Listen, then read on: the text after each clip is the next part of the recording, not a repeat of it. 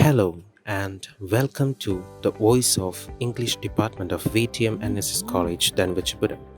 Today is March 21st, World Poetry Day. So sprinkle your magical words on others and earn their hearts. Poetry is more than words on a dusty piece of paper, and poetry is action. Poetry can open our eyes to social truths. It can challenge inherited values systems and it can tune our hearts into what really matters. Poetry has a power to change the world. That's why we take poetry onto the streets. We want to prove poetry is as relevant today as it ever was. We want to prove it has the power to stop the people, to change their day, and be kind to each other, to listen to an interior voice inside themselves, and to see beyond the surface of life. If we had more poetry around us, the world would be a more meaningful place. Poetry can make a better world. So, on this occasion, let's walk through the golden path of poetical world. Poetry has its origin, which probably dates back before the Old English period, or even before from the cavemen and the earliest shabs.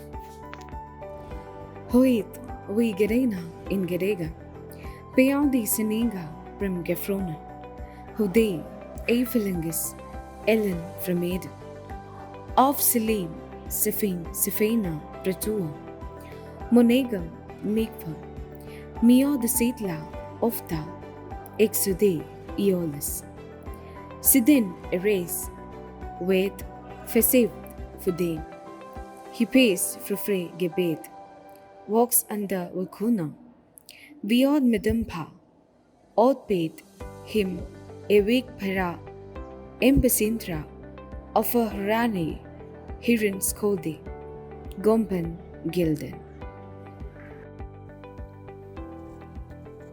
These are the lines of an old English epic poem, Beowulf, in the tradition of Germanic heroic legend. It is one of the most important and most often translated works of Old English literature. Caedmon, Cainwulf, Venerable Bede, and of course King Alfred are the prominent poets of the Old English literature. One that uphill with his shortest sorter, the drought of March had burst to the rooter, and bathed every vine in sweet liquor, of which virtue engendered is the flow. Then longing folk to gone on pilgrimages, and specially from every sheerest end of England to Canterbury they went. The holy blissful martyr for to sake that him hath holpen, one that they were sake. These are the opening lines with which the Geoffrey Chaucer begins the general prologue to the Canterbury Tales. It is considered as Chaucer's masterpiece and is among the most important works of medieval literature. John Drover and William Langland are the other prominent poets, along with Chaucer, flourished during the Middle English period. Shall I compare thee to a summer's day? Thou art more lovely and more temperate, rough winds to shake the towering buds of May, and summer's lease hath all too short a date. Sometime too hot the eye of heaven shines, and often is his gold complexion dimmed, and every fair from fair sometime declines, by chance or nature's changing course and trimmed. But thy eternal summer shall not fade, nor lose possession of that fair thou owest, nor shall death brag thou wanderest in his shade, when in eternal lines to time thou growest. So long as men can breathe or eyes can see, so long lives this, and this gives life to thee.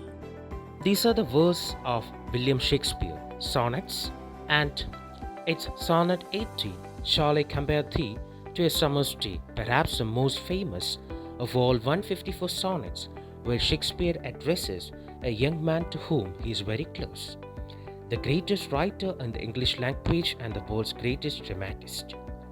Thus, the English Renaissance, the age of William Shakespeare, Christopher Marlowe, Sir Philip Sidney, Ben Jonson, and Milton, was one of the most brilliant periods in the production of greater poetry.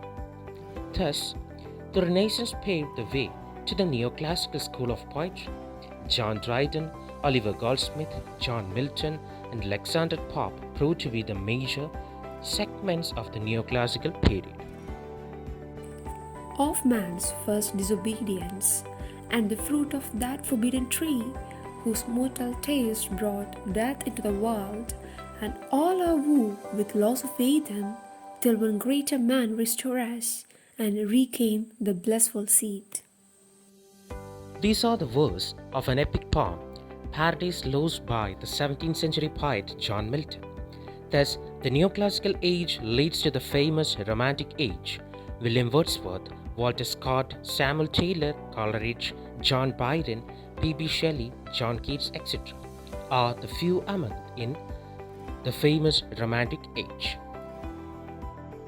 I wandered lonely as a cloud that floats on high over vales and hills, when all at once I saw a crowd, a host of golden daffodils, beside the lake, beneath the trees, fluttering and dancing in the breeze.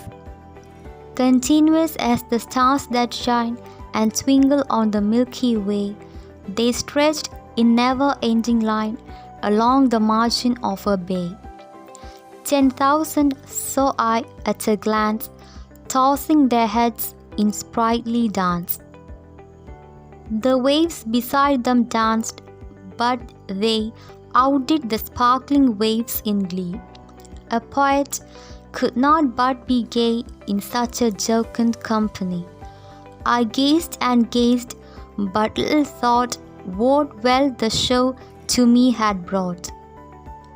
For oft when on my couch I lie, in vacant or in pensive mood, they flash upon that inward eye, which is the bliss of solitude.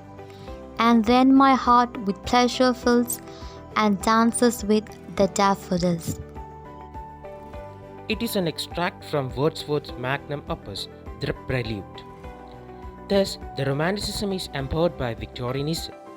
Alfred Lord Tennyson, Robert Browning, Matthew Arnold, and Oscar Wilde are the few among the most prolific and well-regarded poets of the Victorian age. While coming to the modernist poets, Wallace Stevens, William Carlos Williams, W. H. Auden, Ezra Pound, and like many other modern poets are there. The Wasteland by T.S. Eliot. Part 1. The Burial of the Dead. April is the cruelest month, breeding lilacs out of the dead land, mixing memory and desire, steering dull roads with spring rain. Winter kept us warm, covering earth in forgetful snow, feeding a little life with dried tubers. Summer surprised us, coming over the Starnberger Sea. With a shower of rain, we stopped in the colonnade and went on in sunlight into the Hofgarten and drank coffee and talked for an hour. Ben-Gurkin resin stamped us Litauen at Dutch, and when we were children, staying at the Archduke's, my cousins, he took me out on a sled and I was frightened. He said, "Mary, Mary, hold on tight," and down we went. These are the lines of The Wasteland written by American English poet, playwright, literary critic, and editor T.S. Eliot. Recently in 2022, we had celebrated centenary of the Wasteland, that is the 100 years of celebration. Thus, we make you aware about a quick glimpse of the world of poetry. Each and every person can become a poet with just a touch of love. Today is a celebration of the art of poetry and focuses on promoting reading, writing, and publishing and teaching poetry. So, let's hold our hands to express our emotions and feelings through words on this day. Wishing you all a very, very happy World Poetry Day.